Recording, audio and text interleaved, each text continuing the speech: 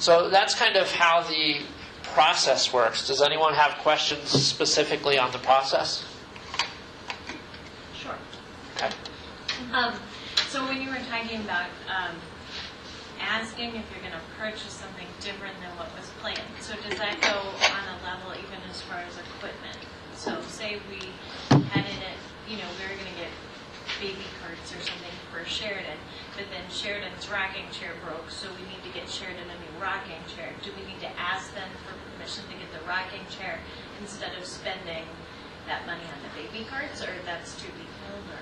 That is too detailed. Okay. So with your equipment budget, you can spend it on a vacuum cleaner or a chair, but if you wanted to take your equipment money and change that into office supplies or change that into a new program, then if you're heading in a totally different direction or a totally different account class, then you need to get approval. If it's just a different detail item, then you do not. This year I noticed that we don't have any money for equipment repair at Coble. And I know we kind of talked about this at this prior meeting we had, but we have the Stirrings Cafe, and their equipment breaks frequently, and the district owns it, so we have to repair that. So is that going to come out of my library supply budget, or where is that going to come out of, since I don't have any equipment repair money? Yes, it will come out of your library supply. So next year, as I'm formulating the budget for Lori, can I say I would like to have X for equipment repair to repair this equipment? Exactly. Okay, and I won't be in trouble because I didn't have it to start with, right? Right. Okay. Okay, let's move on and talk a little bit more about some of the changes that are new to the district and its reporting in 2009. Some of the significant changes, there used to be some delegation that happened throughout the district with up to $5,000. So there were some site supervisors that could spend money up to, I think, $1,000. That has been eliminated. To get actual accountability, we want managers and supervisors signing off on everything that goes through.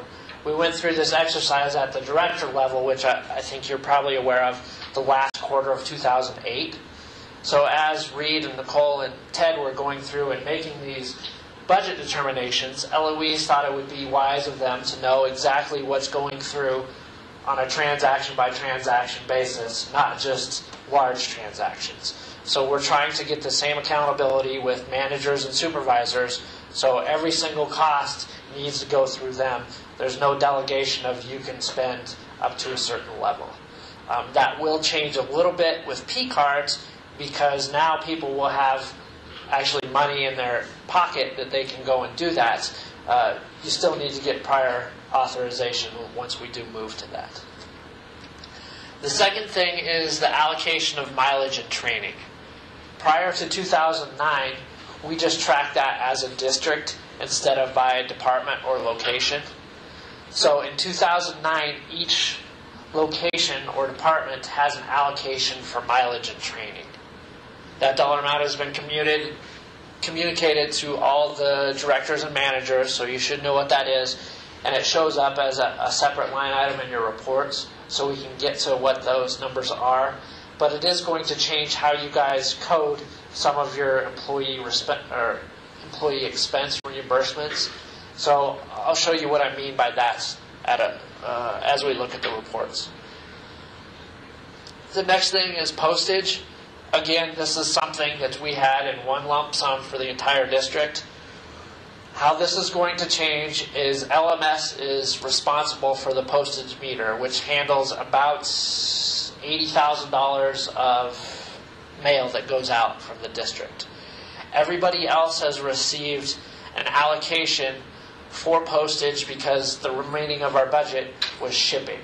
So how that's going to be recorded is it's going to be recorded as part of what you're ordering.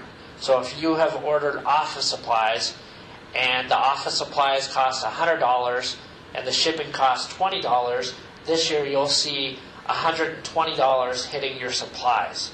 There won't be $20 allocated to postage. It's all going to go into whatever you're ordering. So like we have postcards that we send out to people saying that they want an email or a phone card. That's not part of our budget, or that is part of our budget? Where postcard postage is?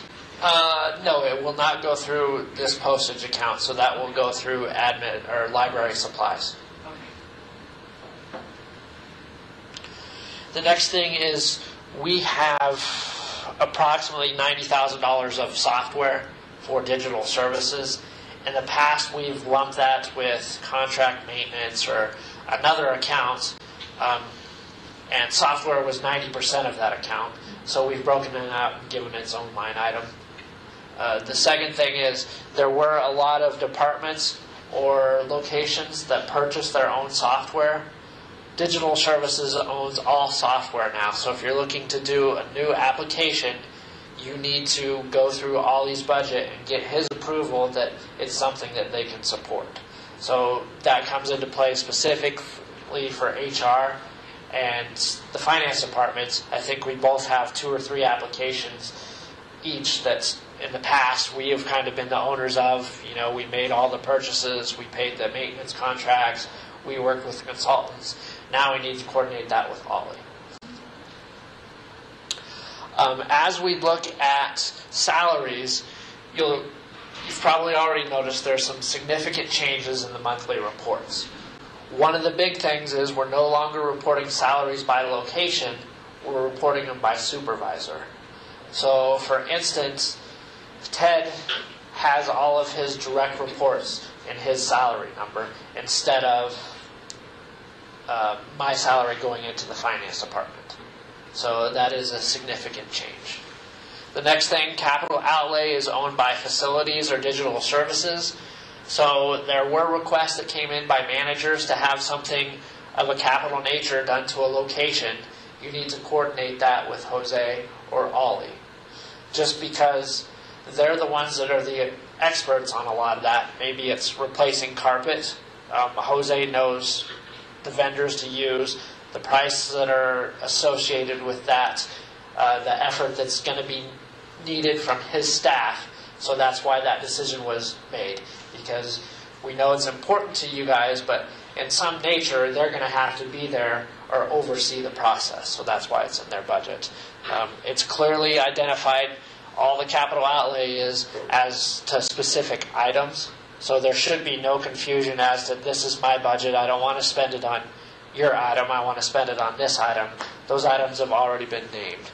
So it should be pretty easy to follow through.